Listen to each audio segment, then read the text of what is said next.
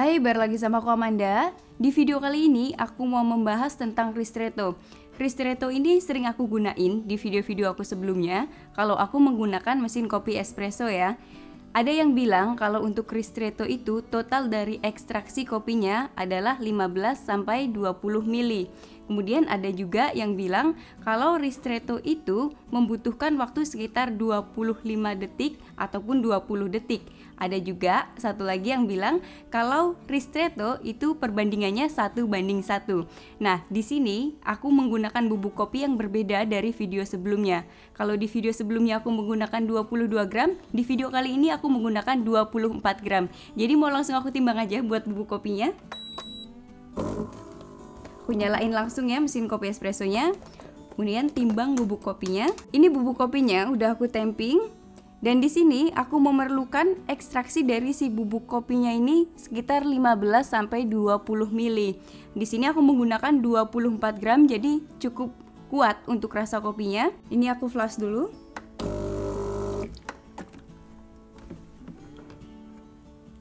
Aku pakai timbangan juga ya, jadi biar nanti tahu hasilnya yang aku harapkan itu berapa mili. Nolin lagi.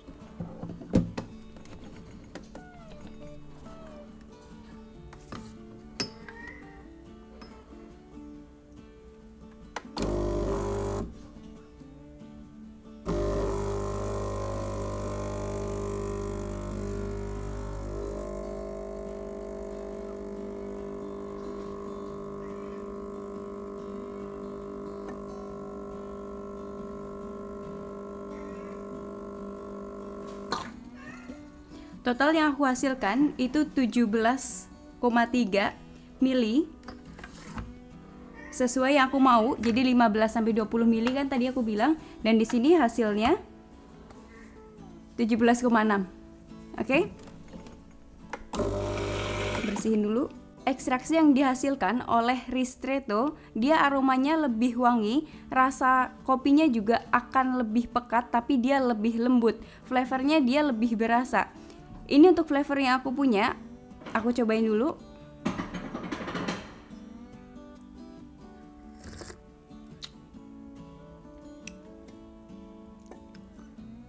Aromanya dia manis.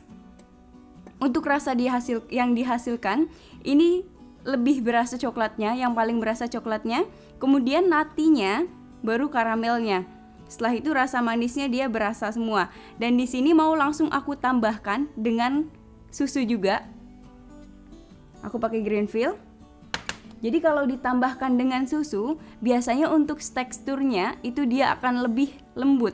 Dan untuk rasanya juga akan lebih manis dari pengaruh susunya juga, bukan hanya dari pengaruh susu kopinya ya, tapi ditambahkan dengan susu jadi berpengaruh banget di rasa kopinya. Buat kamu yang emang nggak mau kopinya dicampurkan dengan susu, menurut aku diminum kayak gini aja, itu udah berasa banget enaknya. Flavornya dia lebih berasa, nggak terlalu pahit kalau kayak kamu minum espresso. Kalau espresso itu rasanya dia lebih pahit dari ini. Kalau ristretto itu enggak, dia lebih lembut meskipun dia lebih agak pekat ya, tapi dia di mulut itu lebih lembut. Di sini mau aku readyin buat steam susunya. Ini kopinya aku pindahin ke gelas karena mau aku tambahkan dengan susu.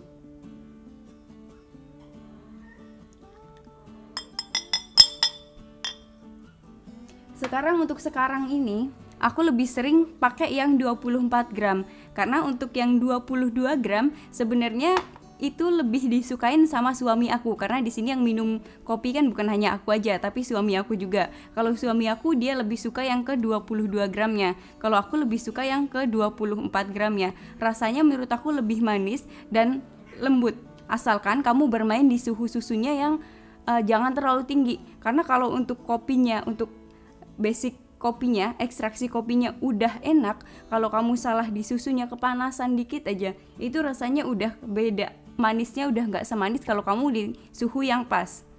Oke, langsung steam susunya aja. Aku nggak mau pakai suhu yang terlalu tinggi.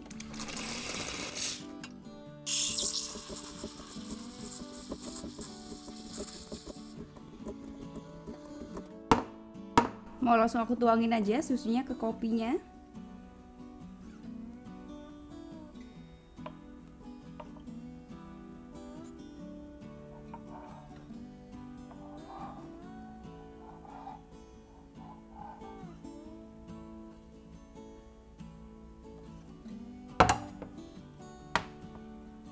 Nah, ini kopinya udah jadi. Biasanya yang aku bikin kalau dicampur pakai susu itu warnanya nggak setua ini. Jadi warnanya lebih ke golden ring crema. Kalau ini sama tapi lebih gelap sedikit. Tapi untuk rasanya ini yang aku suka. Semenjak lama aku memakai mesin kopi espresso, akhir-akhir ini baru aku mau minum ini karena selera aku sama suami aku kan, aku lebih suka lebih ke strongnya. Kalau suami aku kan nggak mau kopi yang terlalu strong. Langsung aku cobain aja.